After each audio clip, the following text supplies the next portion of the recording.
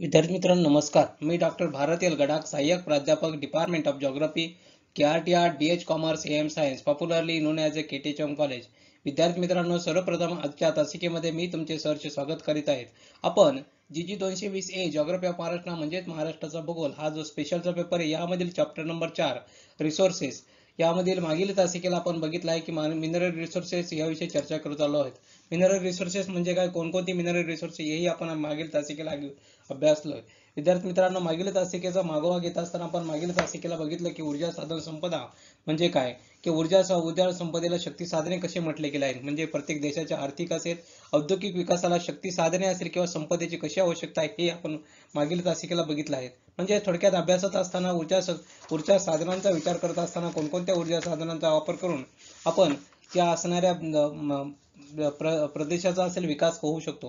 म्हणजे जागतिक अर्थकारणाचा लोलक म्हणून जर ऊर्जा परिस्थितीवर अवलंबून असतो.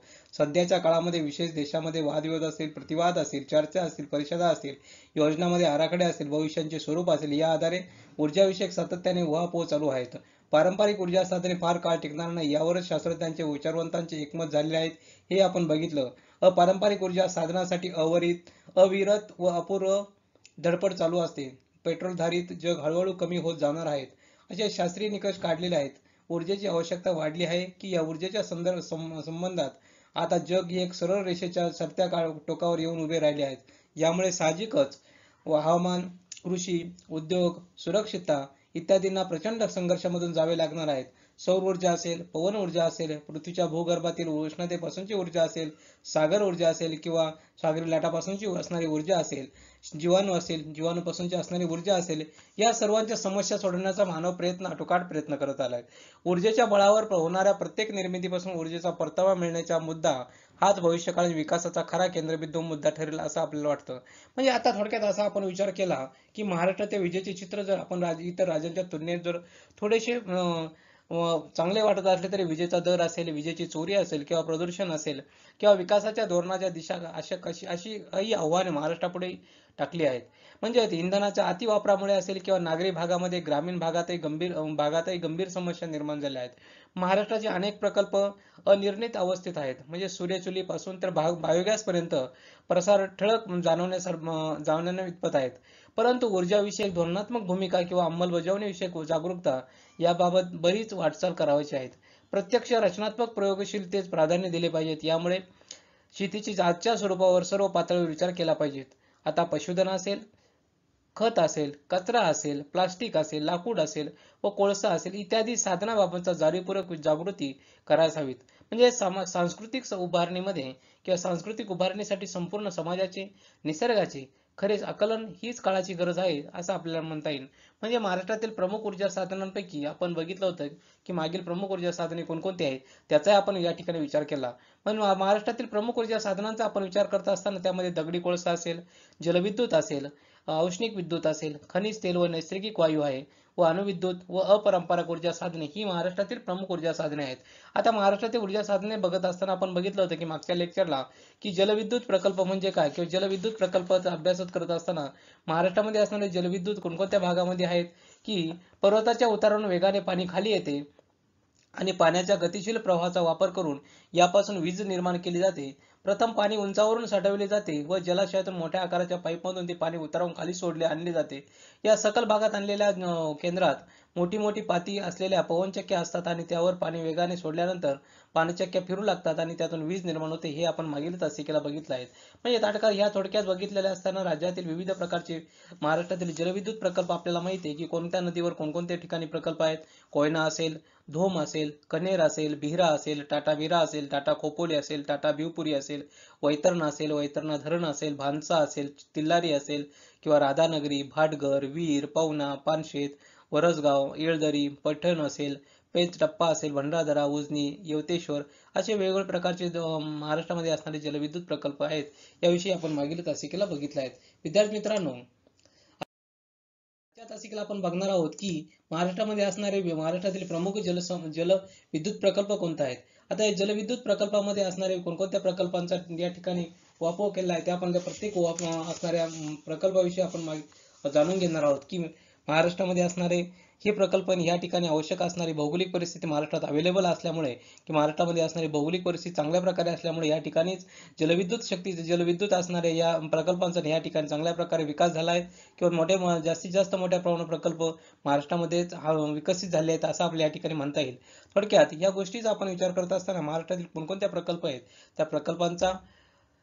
त्या प्रकल्पात असणाऱ्या कोणत्या जिल्ह्यामध्ये आहेत, कोणकोणत्या नदीवर आहेत आणि त्या असणाऱ्या प्रकल्पाची उत्पादन क्षमता किती वीज मेगावॅट तयार करतो याचा आपल्या या ठिकाणी आजच्या तासिकेला आपण बघणार आहोत. तर बघूया महाराष्ट्रातील प्रमुख जलविद्युत प्रकल्प. त्या विद्यार्थी मित्रांनो, महाराष्ट्रामध्ये सन 1961 आणि 60-61चा जर वेळ बघितली तर त्यावेळेस फक्त 282 मेगावॅट जलविद्युत ही महाराष्ट्रामध्ये निर्माण केली जात होती. पण जर आपण विचार केलं तर आजचे प्रमाण हे 3,33,184 म्हणजे जर जानेवारी 2020चा जर विचार केला तर मेगावॅट पर्यंत वाढले गेले आहेत. थोडक्यात असं आपण बघितलं की प्रचंड मोठ्या प्रमाणावर जलविद्युत निर्माण करण्याचं काम म्हणजे एक जलविद्युत क्रांती आपण म्हणू शकतो ही महाराष्ट्रात घडली गेली आहेत. याची वेगवेगळी कारणं असू शकतात, वेगवेगळ्या गोष्टी आहेत. त्यामुळे असणारं महाराष्ट्र सरकार असेल किंवा महाराष्ट्र राज्याचं असणारं धोरण असेल, या वेगवेगळ्या कारणामुळे मोठ्या प्रमाणात जलविद्युत नेमकी क्रांती घडून आली आहे असं आपल्या या ठिकाणी म्हणणं येईल. थोडक्यात महाराष्ट्र राज्य सरकार असेल किंवा महाराष्ट्र खाजगी क्षेत्रामधून जलविद्युत निर्मिती केली जाते आणि त्याची कारणे असू शकतात आपल्याला. अशा प्रकारे वेगवेगळ्या गोष्टीमध्ये असल्यामुळे महाराष्ट्रामध्ये मोठ्या प्रमाणावर जलविद्युत निर्माण केली जाते असं आपल्या या ठिकाणी म्हणता येईल. आता बहुउद्देशीय प्रकल्पात सर्वात महत्त्वाची गोष्ट आहे की महाराष्ट्रातील असणारे प्रमुख जलविद्युत प्रकल्प कोणकोणते आहेत, त्या प्रकल्प कोणकोणते जिल्हे आहेत या प्रकल्पाला आपल्याला बघावायचे आहेत. आता या महाराष्ट्रातील प्रमुख प्रकल्पामधले सर्वात महत्त्वाचा मोठा प्रकल्प येतो कोयना जलविद्युत प्रकल्प. त्यानंतर येतो दुसरा वैतरणा जलविद्युत प्रकल्प, येलदरी जलविद्युत प्रकल्प, पेच जलविद्युत प्रकल्प, जायकवाडी जलविद्युत प्रकल्प. रायगड जिल्ह्यातील किंवा कोकण भागातील असणारे जलविद्युत प्रकल्प कोणकोणते, त्यामध्ये भाटघर असेल, वीर जलविद्युत प्रकल्प येतो, खडकवासला जलविद्युत प्रकल्प, तिल्लारी जलविद्युत प्रकल्प, त्यानंतर पवना जलविद्युत प्रकल्प, त्यानंतर भंडारदरा जलविद्युत प्रकल्प आणि इतर जलविद्युत कोणकोणते छोटे छोटे त्यांचाही या ठिकाणी समावेश होतो. अशा प्रकारे असणारे हे महाराष्ट्रातील जलविद्युत प्रकल्प या ठिकाणी दिलेले आहेत. म्हणजे थोडक्यात असा विचार करत असताना आपल्याला बघितलं आहे की महाराष्ट्रातील नद्यांच्या प्रवाहाच्या पहिल्या टप्प्यामध्ये काही बहुउद्देशीय धरणे बांधली आणि यांच्या साहाय्याने महाराष्ट्रामध्ये जलविद्युत निर्माण केली गेली आणि आपण ह्या सर्वात महत्त्वाची ही जलविद्युत केंद्र कोणकोणती आहेत याचा आपण या ठिकाणी विचार केला आहे. आता आपण बघूया की प्रत्येक असणाऱ्या जलविद्युत केंद्रापैकी कोणकोणत्या जलविद्युत केंद्र येते. सर्वप्रथम बघणार आहोत कोयना जलविद्युत प्रकल्प. आता कोयना जलविद्युत प्रकल्पाचा अभ्यासत असताना आपल्याला कोयना जलविद्युत प्रकल्प हा महाराष्ट्रातील सर्वात मोठा जलविद्युत प्रकल्प आहे असून महाराष्ट्राची भाग्यरेषा याच प्रकल्पाने ओळखली जाते असं आपल्याला म्हटलं जातं. थोडक्यात असा आपण विचार केला की जलविद्युत केंद्र आहे, या केंद्रामध्ये असणारा महाराष्ट्रामध्ये जलविद्युत केंद्रामध्ये महाराष्ट्राची भाग्यरेषा असंही म्हटलं गेलं आहे. महाराष्ट्रामध्ये अनेक मोठे उद्योगधंदे उभारले गेल्यामुळे भारतातील औद्योगिक विकासामध्ये महाराष्ट्र अग्रणी आहे. यामध्ये कोयना जलविद्युत केंद्राचा सहभाग महत्त्वाचा मानला जातो. उभारल्या गेल्यामुळे किंवा महत्त्वाचा आहे. या प्रकल्पाचे एक खास वैशिष्ट्य म्हणजे आण्विक औष्णिक जलविद्युत केंद्रामधून निर्माण होणारी वीज एकत्र करून संपूर्ण राज्यात विद्युत जाळे विणले गेले आहेत. सध्या कोयना जलविद्युत केंद्राचे 4थ्या टप्प्याचे काम पूर्ण झाले आहेत. 4थ्या टप्पा पूर्णपणे कार्यान्वित झाल्यानंतर जगामधील भूगर्भातील जलविद्युत प्रकल्पात कोयनाचे स्थान अतिशय महत्त्वाचे आहेत असे आपल्याला या ठिकाणी माहिती आहे असं आपल्याला सांगता येईल. थोडक्यात सदर प्रकल्प हा कृष्णा नदीच्या सातारा जिल्ह्यातील सह्याद्री पर्वतरांगेवर आहे असं आपल्या या ठिकाणी म्हणूया. थोडक्यात कृष्णा नदीची उपनदी कोयना असून तिचा उगम हा महाबळेश्वरला होतो हे आपल्याला माहिती आहे. आता ती तर उत्तर दक्षिण दिशेने सुमारे 64 किलोमीटर वाहत जाऊन हेळवाक या गावाजवळ ती पूर्वेकडे वळण घेते व पुढे कृष्णा नदीला मिळते. आता हेळवाक जवळील देशमुखवाडी येथे कोयना नदीवर धरण बांधण्यात आले आहे. आता हा प्रकल्प जर बघितला आपण तर या ठिकाणी असणारी या प्रकल्पाची क्षमता किती आहे ह्याही गोष्टी आपल्याला बघावं लागेल. त्यानंतर सर्वात महत्त्वाची गोष्ट की हे धरण या ठिकाणी असणारे हेळवाक जवळील देशमुखवाडी या ठिकाणी कोयना नदीवर धरण बांधून पाणी अडवले आहेत. या धरणामुळे विस्तृत जलाशय निर्माण झाला आहे. त्याला शिवसागर असं नाव देण्यात आलं आहे. आता या नावाने तो ओळखला जातो. धरणाजवळ एक मोठा डोंगर आहे. या डोंगराच्या बाजूने कोयना नदी वाहते आणि या मोठ्या डोंगरामधून एक बोगदा तयार केला आहे आणि या बोगद्यातून पूर्वेकडे पाणी पश्चिमेला नेले आहेत आणि डोंगराच्या पश्चिम उतारावरून बोगद्यातून पाणी खाली सोडले आणि तेथे चिपळूण तालुक्यातील पोफळी येथे डोंगराच्या पोटात एक प्रचंड वीज केंद्र उभारले आहेत. आणि आता या कोयनेच्या सर्वात महत्वाची गोष्ट कोयनेच्या पश्चिम भागामध्ये सुमारे 457 मीटर ते 548 मीटर म्हणजे 91 मीटर उंचीची एक टेकडी असून त्या ठिकाणी धबधबा आहेत. आता शिवसागर जलाशयातील पाणी 4 किलोमीटर लांबीच्या बोगद्यात सोडले जाते. या बोगद्याची त्रिज्या 3.2 मीटर इतकी आहेत आणि तिथे टर्बाईन्स किंवा जनित्रे म्हणून त्या ठिकाणी वीज निर्मिती केली जाते. अशा प्रकल्प असणाऱ्या या कोयनेचे सर्वात महत्वाची गोष्ट ही 4 टप्पे केले झाले. प्रकल्पाची स्थापित क्षमता 1960 मेगावॅट असून तो 4 टप्प्यात पूर्ण करण्यात आला आहे असं आपल्याला या ठिकाणी सांगता येईल. आता पहिल्या टप्प्यामध्ये जर आपण विचार केला की या गोष्टी असणाऱ्या पहिल्या व दुसऱ्या टप्प्यामध्ये कधी झाला तर पहिल्या टप्प्यामध्ये 2,40,00,000 एक किलोवॅट, तर दुसऱ्यामध्ये 5.4 लाख किलोवॅट, तिसऱ्या टप्प्यामध्ये 3 किलोवॅट वीज निर्मिती क्षमता आहेत असं आपल्या या ठिकाणी म्हणता येईल. थोडक्यात पहिल्या आणि दुसऱ्या टप्प्याची कामे हे साधारणपणे इसवी सन 1954 मध्ये सुरू झाली आणि ती 1967 मध्ये पूर्ण झाली असे आपल्याला या ठिकाणी म्हणता येईल. थोडक्यात या गोष्टी आपण अभ्यासत असताना किंवा पहिल्या आणि दुसऱ्या टप्प्याचं बघितल्यानंतर इतर टप्प्यांमध्ये असणाऱ्या 600 मेगावॅट विद्युत क्षमता ही निर्माण करण्यात आली आहे असं आपल्याला टेक्निकल. तिसरा टप्पा हा 1965 रोजी तो 1975 ह्या काळामध्ये पूर्ण करण्यात आला आणि त्याची क्षमता 320 मेगावॅट इतकी आहेत असं आपल्या ठिकाणी म्हणता येईल. तर चौथा टप्पा हा 1999 मध्ये तर 1000 मेगावॅट जलविद्युत क्षमता असणारा हा सर्वात मोठाचा टप्पा मानला जातो. म्हणजेच कोयना विजेच्या आधारित मुंबई पुणे औद्योगिक विकास पट्टा ही चालला आहे असं आपल्याला या ठिकाणी सांगता येईल. त्याचबरोबर कोयना धरणाजवळ असणारा 36 मेगावॅट तोदला डोह येथे 4 मेगावॅटची जलविद्युत निर्मिती केली जात आहे असे आपल्या या ठिकाणी म्हणता येईल. म्हणजेच आता ह्या सर्व असणाऱ्या विजेचा फायदा असणाऱ्या मुंबई पुणे औद्योगिक पट्ट्याचा विकास झाला आहे. याचबरोबर दक्षिण महाराष्ट्रामध्ये असेल, सातारा असेल, सांगली असेल, कोल्हापूर असेल जिल्ह्यात देखील वीज पुरवठा केला जातो. याचा फायदा कृषी व्यवसायात देखील झाला आहे असं आपल्या या ठिकाणी नमूद करता येईल. किंवा पोपळी वीज केंद्रातून पाणी आणखीन एका 2000 मीटर लांबीच्या बोगद्यातून नेले जाते आणि शेवटी वशिष्ठी नदीमध्ये सोडले जाते. आता या प्रकल्पाचे सर्वात महत्वाची गोष्ट आहे की हे प्रकल्पाचे आपण सांगितले की हा प्रकल्प कधी कधी पूर्ण झाले. आता कोयनानगर 58.78 टीएमसी क्षमतेची धरण आहेत. या पायापासून 103 मीटर लांबी आणि 505 मीटर आहेत.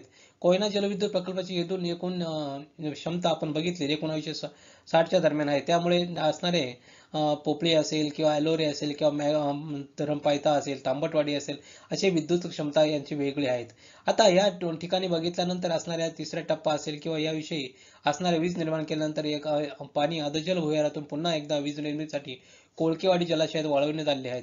अशा विद्युत 4 जनरेटर असून त्याची क्षमता 320 मेगावॅट आहे. जसं आपण तुम्हाला सांगितलं की 1965 ते 1975च्या करण्यात आलेला हा तिसऱ्या टप्प्यातील असणारा हा विद्युत गृह म्हणजे याची क्षमता ही 320 मेगावॅट इतकी आहे. आता याशिवाय वशिष्ठ नदीच्या खोऱ्यामध्ये उपलब्ध असणाऱ्या पाण्याच्या अधिक विद्युत निर्मिती करण्यासाठी 1992 साली एक योजना करण्यात आली होती आणि योजना केली गेली आणि या करण्यात आल्यापासून त्या ठिकाणी पावसाळ्यातील अतिरिक्त वीज निर्मिती करण्यात तर याचबरोबर कोयना धरणातून असेल जलसिंचनासाठी पाणी सोडताना धरणाची उंचीचा फायदा घेऊन जलविद्युत निर्मितीसाठी यासाठी कोयना धरणाच्या पायथ्याशीमध्ये 40 मेगावॅटची क्षमतेचे विद्युत गृह उभारण्यात आले आहेत. म्हणजे अशा थोडक्यात विचार करता असताना आता त्याच्यानंतर पुढचा सर्वात महत्वाचा जो टप्पा तुम्हाला सांगितला की चौथ्या टप्प्यामध्ये 1999 तर 1000 मेगावॅट जलविद्युत क्षमता निर्माण करण्यात आहे. आता या टप्प्यामध्ये केले जाणं आवश्यकता म्हणजे या कोळकेवाडी धरणाजवळ काम पूर्ण केले आणि 250 मेगावॅट क्षमतेचे 4 जनरेटर बसवले. यामुळे जवळजवळ 1000 मेगावॅट जलविद्युत या ठिकाणी निर्माण करण्यात आली. आता सर्वात महत्वाची गोष्ट आहे की निसर्गाच्या सौंदर्याची उधळण असलेल्या या सह्याद्रीच्या घाटामध्ये किंवा दऱ्याखोऱ्यामध्ये किंवा घनदाट जंगलामध्ये अशा या काळ्या खडकापासून तांबड्या मातीपासून हजारो कामगार असतील, अभियंते असतील घडवलेले विज्ञानाभिमुख आधुनिक तीर्थक्षेत्र कोयना पूर्ण क्षमतेने कार्यान्वित होत आहेत असे आपल्याला या ठिकाणी म्हणता येईल. थोडक्यात या जलविद्युत प्रकल्पाचा असणारा विजेचा वापर मुंबई पुणे औद्योगिक क्षेत्राला प्रामुख्याने केला जातो. याशिवाय सातारा असेल, सांगली असेल, कोल्हापूर असेल या जिल्ह्यातील घरगुती असेल किंवा कृषी वापरासाठी ही वीज वापरली जाते असं आपल्या या ठिकाणी म्हणता येईल. अशा प्रकारे अतिशय महाराष्ट्राचं भूषणावं असणारा हा कोयना जलविद्युत प्रकल्प आपण चांगल्या प्रकारे या ठिकाणी अभ्यासलाय. त्यानंतर आता पुढे जाऊया आपण पुढचा प्रकल्प बघणार वैतरणा जलविद्युत प्रकल्प. आता या जलविद्युत प्रकल्पापैकी वैतरणा जलविद्युत प्रकल्प हा सर्वात महत्वाचा म्हणजे हा वैतरणा नदीवर असून तो नाशिक जिल्ह्यातील इगतपुरी तालुक्यात आहे असं आपल्याला या ठिकाणी सांगता येईल. सर्वात महत्वाची गोष्ट या प्रकल्पाची स्थापित क्षमता 60 मेगावॅट असून सदर प्रकल्प 1976 साली पूर्ण झाला असं आपण या ठिकाणी सांगतो. या प्रकल्पाची सर्वात महत्त्वाची गोष्ट आहे, या प्रकल्पाची वीज ही प्रामुख्याने ही मुंबईसाठी वापरली जाते असे आपल्याला या ठिकाणी सांगता येईल. थोडक्यात या गोष्टी अभ्यासत असताना ह्या आपल्याला कोणत्या भागासाठी वापरलेली वीज हेही त्यासाठी ह्या प्रकल्पाचे एक वैशिष्ट्य आपण म्हणू शकतो. पण थोडक्यात महाराष्ट्रामध्ये असणारे जलविद्युत प्रकल्प हे पश्चिम घाटात उभारले गेले आहेत. घाटावर भरपूर पाऊस पडतो, घाटामुळे जलप्रवाहांना पुरेसा वेग प्राप्त होतो व नैऋत्य मान्सूनच्या वाऱ्यांच्या काळामध्ये पाऊस पडत असल्यामुळे कायम वीज निर्मितीसाठी जलाशयांची आवश्यकता आहे. म्हणजे तसे या घाटातील नद्या पूर्वेकडे वाहतात, त्यांना अडून नद्या पश्चिम वाहिनी करूनही पाणी उंचावरून सोडले आहेत. पश्चिम घाटातील काही महत्त्वाची जलविद्युत केंद्रे त्यापैकी आहे एक वैतरणा जलविद्युत प्रकल्प, जसं आपण आज बघितला. आता त्यानंतर पुढचा बघू, ह्या येलदरी जलविद्युत प्रकल्प. सर्वात महत्त्वाची गोष्ट आहे की हा जलविद्युत प्रकल्प पूर्णा नदीवर असून परभणी जिल्ह्यातील जिंतूर तालुक्यामध्ये येलदरी गावाजवळ हा प्रकल्प बांधण्यात आला आहे. आता या सर्वात महत्त्वाची गोष्ट, या प्रकल्पाची उभारलेल्या वीज केंद्राद्वारे साधारणतः 22.50 मेगावॅट इतके असून हा प्रकल्प 1968 साली पूर्ण झाला आहे. या विजेचा सर्वात महत्त्वाची गोष्ट आहे की ह्या येलदरी प्रकल्पाचा फायदा प्रामुख्याने मराठवाड्याला वापरला होतो. त्यामध्ये विजेचा मराठवाड्यात फायद्यामध्ये परभणी असेल, जिंतूर असेल, मनोरी असेल, पाथरी असेल, वसमतनगर असेल, सेलू असेल, नांदेड असेल इत्यादी भागाला किंवा इत्यादी भागातील असणाऱ्या उद्योगधंद्यांना येलदरी जलविद्युत प्रकल्पाचा फायदा होतो असं आपल्याला या ठिकाणी म्हणता येईल. आता त्यानंतर पुढे जाऊया आपण. पुढचा प्रकल्प बघूया. पुढचा प्रकल्प येतो पेच प्रकल्प. आता हा पेच जो प्रकल्प आहे, हा प्रकल्प नागपूर जिल्ह्यातील पारशिवनी तालुक्यामध्ये पेच नदीवर बांधण्यात आला आहे. आणि हा प्रकल्प या सर्वात महत्त्वाचा भाग मध्य प्रदेशाचा काही भाग समावेश यामध्ये होतो. महाराष्ट्रातील असणारा हा पेच जलविद्युत प्रकल्प याची वीज निर्मिती क्षमता ही 53 मेगावॅट क्षमतेची निर्माण केली जाते. आणि सर्वात महत्त्वाची गोष्ट आहे, हा प्रकल्प सप्टेंबर 1986 मध्ये पूर्ण झाला असं आपल्याला या ठिकाणी म्हणता येईल. थोडक्यात या असणाऱ्या प्रकल्पाचं आपल्याला या ठिकाणी बघितलं आहे. त्यानंतर पुढे या प्रकल्पाची सर्वात महत्त्वाची वीज ही प्रामुख्याने विदर्भासाठीच वापरली जाते असे आपण या ठिकाणी सांगूया. त्यानंतर पुढचा सर्वात महत्त्वाचा प्रकल्प महाराष्ट्राचा भूषणावर अजून एक प्रकल्प म्हणजे तो जायकवाडी जलविद्युत प्रकल्प. आता मराठवाड्यातील गोदावरी नदीवर पैठणजवळ हे धरण बांधले गेले आहेत. हे आपल्याला माहिती आहे की जायकवाडी धरण गोदावरी नदीवर पैठण येथून औरंगाबाद जिल्ह्यातील धरणापासून 5 किलोमीटर अंतरावर असलेला हा प्रकल्प आहे असं आपल्या या ठिकाणी म्हणता येईल. थोडक्यात हा प्रकल्प 1984 पासून जलविद्युत निर्मितीसाठी कार्यान्वित झाला आहे. म्हणजे मराठवाड्यातील गोदावरी नदीवर पैठणजवळ धरण बांधले आहेत.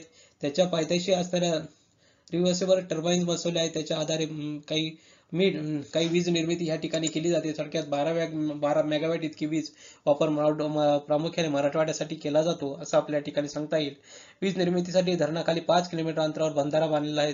जलाशयातील पाण्याचा उपयोग वीज निर्मितीसाठी केला जातो. जेव्हा विजेची आवश्यकता नसेल तेव्हा ग्रीडमधून वीज घेऊन बंधाऱ्यात साठवलेले पाणी पंपाच्या साहाय्याने पुन्हा धरणात सोडले जाते. अशा प्रकारे ह्या प्रकल्पाचे एक वेगळं वैशिष्ट्य आहे की त्या असणाऱ्या जलविद्युत निर्मितीसाठी आणि त्यासाठी असणाऱ्या आजूबाजूच्या प्रदेशासाठी किंवा जायकवाडी किंवा मराठवाड्यासाठी प्रामुख्याने हा एक सर्वात महत्त्वाचा फायदेशीर असा जलविद्युत प्रकल्प झाला आहे असे आपल्या या ठिकाणी सांगता येईल. त्यानंतर पुढचा प्रकल्प जाऊया आपण रायगड जिल्ह्यातील कोकण जलविद्युत प्रकल्प किंवा त्याला कोकण जलविद्युत प्रकल्प कोणकोणते त्याचं आपलं बघूया. आता रायगड जिल्ह्यात पश्चिम घाटाच्या अति पावसाच्या प्रदेशामध्ये 3 जलविद्युत प्रकल्प तयार करण्यात आहेत. या 3 प्रकल्पामध्ये कोणकोणते, साधारणपणे या तिन्ही प्रकल्पामध्ये प्रामुख्याने 375 मेगावॅट जलविद्युत निर्मिती केली जाते. आता हे जलविद्युत प्रकल्प कोणकोणते त्या ठिकाणी बघत असताना आपल्याला सर्वात महत्त्वाची गोष्ट आहे की या खोपोलीची क्षमता ही 72 मेगावॅट असं आपल्याला या ठिकाणी सांगता येईल. त्यानंतर भिवपुरी असेल तर भिवपुरीची 72 मेगावॅट असलेली, तर उरलेला बिरा हा प्रकल्प टाटा कंपनीच्या द्वारे साधारणपणे एक आहेत असं आपण या प्रकल्पासाठी वापरले जातात. हे सर्व विद्युत प्रकल्प हे मुळा या नदीवर बांधण्यात आले तयार करण्यात आले असे आपल्याला या ठिकाणी सांगता येईल. थोडक्यात कोकण रायगड जिल्ह्यामध्ये टाटा वीज मंडळाचा बिरा, खोपोली आणि भिवपुरी हे जलविद्युत प्रकल्प आपल्याला या ठिकाणी सांगता येईल. थोडक्यात हे तिन्ही प्रकल्प हे रायगड जिल्ह्यातील असल्यामुळे त्या ठिकाणी रायगड, बिरा, खोपोली किंवा भिवपुरी जलविद्युत प्रकल्प असं आपण या ठिकाणी नामकरण करूया. थोडक्यात ह्या बिरा या ठिकाणी टाटा कंपनीच्या विद्युत केंद्राद्वारे 150 मेगावॅट, तर बिराची क्षमता ही 80 मेगावॅट आहे असं आपल्याला या ठिकाणी सांगता येईल. थोडक्यात या ठिकाणी असणारे हे रायगड जिल्ह्यातील 3 विद्युत प्रकल्प खोपोली, भिवपुरी आणि बिरा. त्यानंतर पुढचा प्रकल्पाकडे जाऊया आपण, भाटघर वीर जलविद्युत प्रकल्प. आता भाटघर वीर जलविद्युत प्रकल्प आहे. या जलविद्युत प्रकल्पाविषयी आपण माहिती बघूया. त्यामध्ये हे दोन्ही जलविद्युत प्रकल्प प्रामुख्याने पुणे जिल्ह्यामध्ये आढळतात.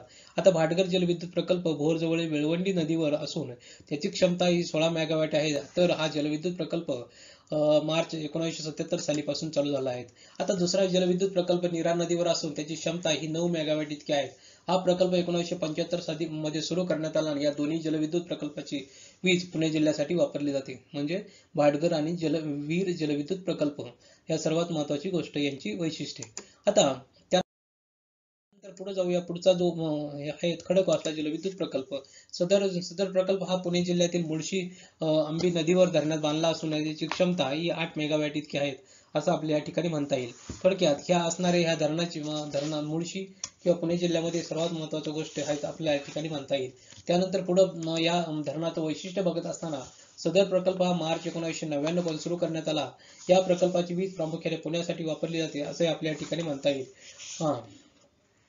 या प्रकल्पाची प्रामुख्याने पुण्यासाठी वापरली जाते. त्यानंतर पुढचा प्रकल्प येतो तिलारी जलविद्युत प्रकल्प. हा प्रकल्प जर बघितला, तिलारी जलविद्युत प्रकल्प हा प्रामुख्याने कोल्हापूर जिल्ह्यातील चांदगड जिल्ह्यामध्ये तिल्लारी नदीवर उभारण्यात आला आहे असं आपल्या या ठिकाणी म्हणता येईल. या प्रकल्पाची क्षमता 66 मेगावॅट असून हा प्रकल्प ऑक्टोबर 1986 मध्ये सुरू करण्यात आला आणि या प्रकल्पाची वीज प्रामुख्याने कोल्हापूरकरांसाठीच वापरली जाते असं आपल्या या ठिकाणी म्हणता येईल. त्यानंतर पुढे जाऊया. पुढचा प्रकल्प पाहूया, पवना जलविद्युत प्रकल्प. हा प्रकल्प पुणे जिल्ह्यामध्ये असून पावळ तालुक्यामध्ये हा पवना नदीवर 1988 साली मध्ये सुरू करण्यात आला आणि या पवना जलविद्युत प्रकल्पाची क्षमता असणे 10 मेगावॅट इतकी आहे आणि प्रामुख्याने ह्या प्रकल्पाची वीज पुण्यासाठीच वापरली जाते असं आपल्याला म्हणता येईल. थोडक्यात मोठ्या प्रमाणावर वीज जलविद्युत ही पुण्यामध्ये निर्माण केली जाते आणि पुण्यासाठीच वापरली जाते. म्हणूनही पुण्याचा जास्तीत जास्त औद्योगिकदृष्ट्या विकास झाला याचीही कारणं असू शकतात. त्यानंतर भंडारदरा जलविद्युत प्रकल्प किंवा भंडारदरा जलविद्युत प्रकल्प. तर अहमदनगर जिल्ह्यातील प्रवरा नदीवर भंडारदरा येथे 2 टप्प्यामध्ये हा जलविद्युत प्रकल्प तयार करण्यात आला असं आपल्या या ठिकाणी म्हणता येईल. याचा पहिला टप्पा बघितला तर 1984 साली मध्ये पूर्ण झाला आणि त्यानंतर यावेळीची त्याची क्षमता होती 10 मेगावॅट होती. तर नंतर दुसऱ्या टप्प्यामध्ये 34 मेगावॅटचा प्रकल्प 1998 साली पूर्ण झाला. या प्रकल्पाची ऊर्जा आजूबाजूच्या क्षेत्रासाठी वापरली जाते किंवा संगमेश्वर तालुका असेल किंवा आजूबाजूच्या तालुक्यांसाठी त्याचा वापर केला जातो असं आपल्या या ठिकाणी सांगता येईल. त्यानंतर पुढे जाऊया आपण. पुढे गेल्यानंतर आपण आज महाराष्ट्रामध्ये असणारे इतर जलविद्युत कोणकोणते प्रकल्प आहे. वरील असणारे प्रमुख जलविद्युत प्रकल्पाव्यतिरिक्त महाराष्ट्रामधील आणखीन काही प्रकल्प आहेत. त्याचे काही प्रमाणात जलविद्युत निर्मिती केली जाते. त्यामध्ये प्रामुख्याने येतात ते कोकणी नदीवर माणिकडोह किंवा जुन्नर जवळ पुणे जिल्ह्यामध्ये असून त्याचा क्षमता ही 60 मेगावॅट इतकी आहेत असं आपल्याला या ठिकाणी सांगता येईल. त्यानंतर पुढे येते उजनी हा जलविद्युत प्रकल्प भीमा नदीवर असून सोलापूर जिल्ह्यात आहे आणि त्याची क्षमता ही 12 मेगावॅट इतकी आहे असे आपल्याला सांगता येईल. त्यानंतर भातसा जलविद्युत प्रकल्प भातसा नदीवर असून तो ठाणे जिल्ह्यात आहे. त्याची क्षमता 15 मेगावॅट इतकी आहे असे आपल्याला म्हणता येईल. वारणा जलविद्युत प्रकल्प वारणा नदीवर असून कोल्हापूर जिल्ह्यात असून त्याची क्षमता ही 16 मेगावॅट इतकी आहे. त्यानंतर ठाणे जिल्ह्यामध्ये असणारा सूर्या नदीवर एक जलविद्युत प्रकल्प असून त्याची क्षमता 6 मेगावॅट इतकी आहे. त्यानंतर सातारा जिल्ह्यामध्ये कनेर या ठिकाणी 6 मेगावॅट क्षमतेचा धोम जलविद्युत प्रकल्प आहे आणि त्याची क्षमता ही 2 मेगावॅट इतकी आहे असे आपल्याला या ठिकाणी सांगता येईल.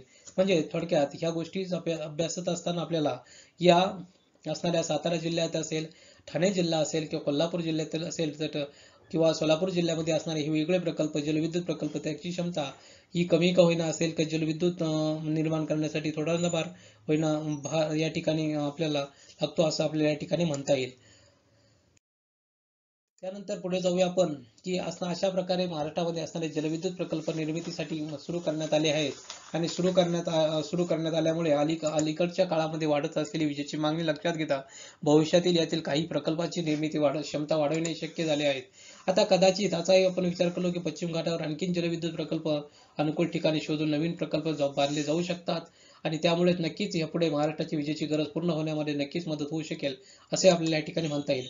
आता हे सर्व झाले विजेचा वापर केला सर्वात महत्त्वाची गोष्ट की ऊर्जेचे संधारण करणे गरजेचे आहे. जशी ऊर्जा निर्माण केली असते त्याची योग्य प्रकारे वापर करणेही गरजेचे आहे असं आपल्या या ठिकाणी सांगता. उदाहरणार्थ आपण ऊर्जा संधारण करत असताना काही नियम पाळून घेऊया की दिव्याची गरज नसताना तो बंद करणे असेल, मोटार गाडी असेल, मोटरसायकल असेल, शक्य असल्यास वापर टाळणे असेल, कमी करणे असेल, पायी चालणे असेल, सार्वजनिक वाहतूक साधनांचा वापर करणे असेल, जसं सायकलचा वापर करणे असेल, फ्रीज नेहमी साफ करणे असेल इत्यादी गोष्टी.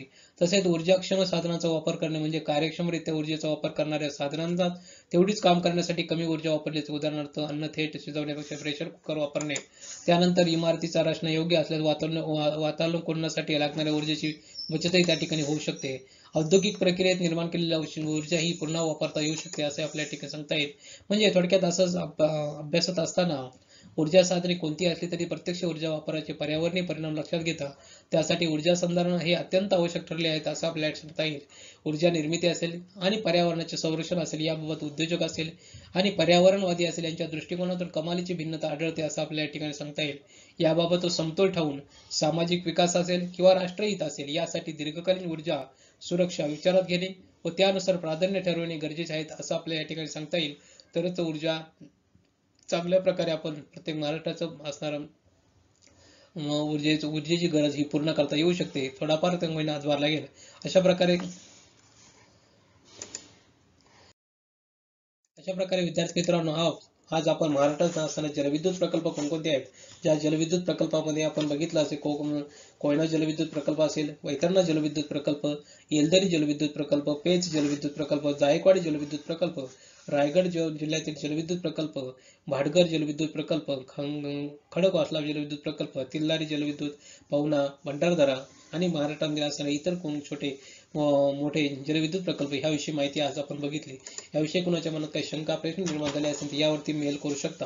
विद्यार्थी मित्रांनो, पुढील तासिकेला आपण बघणार आहोत औष्णिक विद्युत किंवा थर्मल पॉवर म्हणजे काय आणि महाराष्ट्रामध्ये असणारे कोणकोणत्या ठिकाणी औष्णिक विद्युत केंद्र आहेत त्याचा पुढच्या तासिकेला आपण विचार करणार आहोत. तोपर्यंत धन्यवाद. Thank you very much.